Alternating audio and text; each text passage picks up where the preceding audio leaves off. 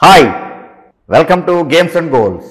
IPL అన్న వెంటనే ప్రతి అభిమాని కూడా వాళ్ళ ఫ్రాంచైజీలు కాకుండా ఆతృతగా ఎదురు చూసేటువంటి team Chennai super Kings. Already 5 titles గెలిచారు.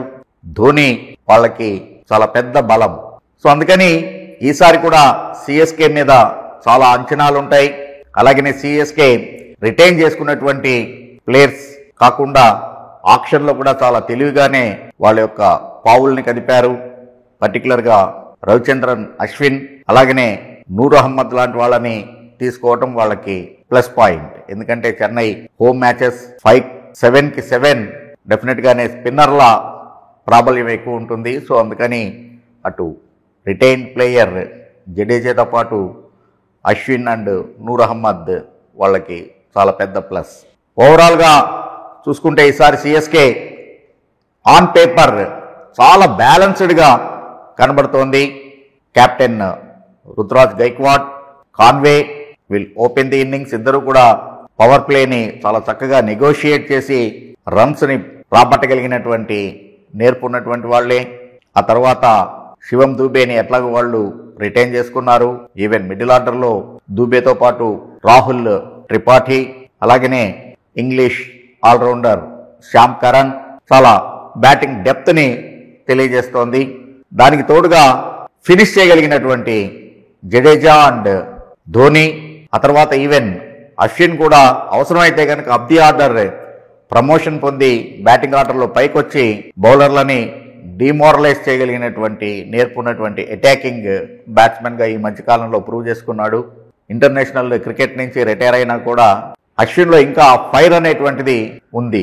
సో అందుకని ఆ రకంగా వాళ్ళకి బ్యాటింగ్ విషయం ఎటువంటి ఇబ్బంది లేదు, చాలా బలంగానే కనబడుతుంది. అలాగనే మతీషా పతిరాణాని వాళ్ళు రిటైన్ చేసుకున్నారు. వాళ్ళకి మెయిన్ బౌలింగ్ ఫోర్స్ పతిరాణాగానే చెప్పుకోవచ్చు. స్పిన్ ఎట్లాగూ నేను చెప్పినట్టు ముగ్గురు ఉండనే ఉన్నారు. సో ఆ తర్వాత శ్యామ్ కరణ్ వేరియేషన్ కోసమని మంచి లెఫ్ట్ ఆర్మ్ పేసర్, పర్టికులర్గా ఓవర్ ద స్టంప్స్ వచ్చి లెఫ్ట్ హ్యాండర్స్ని ఇబ్బంది పెట్టగలిగినటువంటి స్వింగింగ్ ఎబిలిటీ ఉన్నటువంటి బౌలర్ శ్యామ్ కరణ్. సో అందుకని వాళ్ళ బౌలింగ్ యూనిట్ కూడా ఈసారి చాలా బలంగానే కనబడుతోంది ఓవరాల్గా, both batting and bowling department.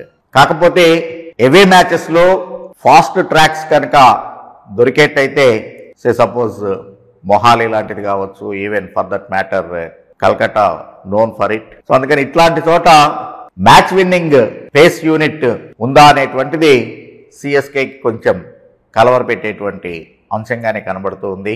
So ఓవరాల్గా స్ట్రెంగ్త్ కనుక గమనించినట్లయితే CSK no doubt. But weakness విషయానికి వచ్చేటప్పటికి వాళ్ళ captain Ruturaj Gaikwad last year అంత ఇదిగా సమర్థవంతంగా టీంని నడిపించలేకపోయాడు, చూసాం మనం. సో కాబట్టి క్రంచ్ సిచ్యుయేషన్లో కెప్టెన్గా ఎలాంటి డెసిషన్స్ తీసుకుంటాడు, వాటి నుంచి ఎలాంటి ఫలితాన్ని రాబట్టగలడు అనేటువంటి దాని మీద సిఎస్కే ఫార్చ్యూన్స్ ఆధారపడి ఉంటాయని చెప్పుకోవచ్చు.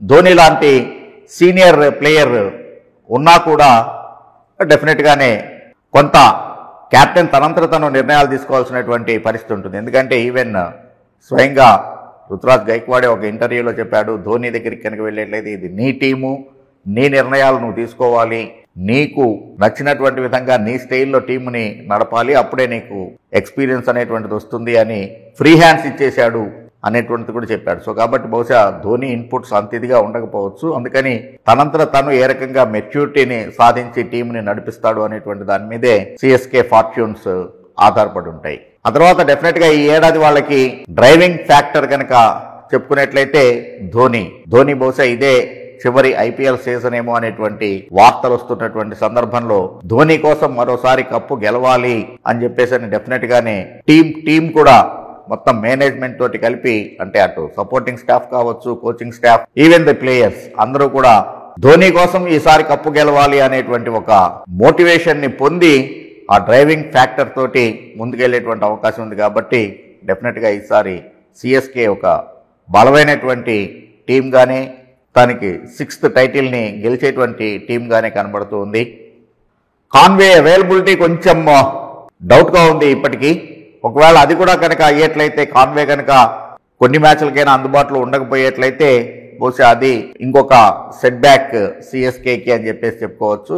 కాకపోతే శివం దూబే డెఫినెట్గానే అటు న్యూ బాల్ని చాలా చక్కగా నెగోషియేట్ చేయగలడు కాబట్టి ఎస్ ఆ వీక్నెస్ని ఆ లోట్ని తీరుస్తాడేమో చూడాలి. ఓవరాల్గా on paper both batting bowling departments, అందులోనూ జడేజా లాంటి ప్లేయర్ ఉన్నటువంటి టీము ఫీల్డింగ్లో కూడా చాలా స్ట్రెంగ్తెన్గా ఉంటుంది. మిగిలిన వాళ్ళు కూడా ఇన్స్పైర్ అయ్యేటువంటి విధంగా ఉంటుంది. కాబట్టి this time CSK is one of the strongest franchise in 18th edition అని చెప్పుకోవచ్చు. Thank you. Thanks for watching games and goals.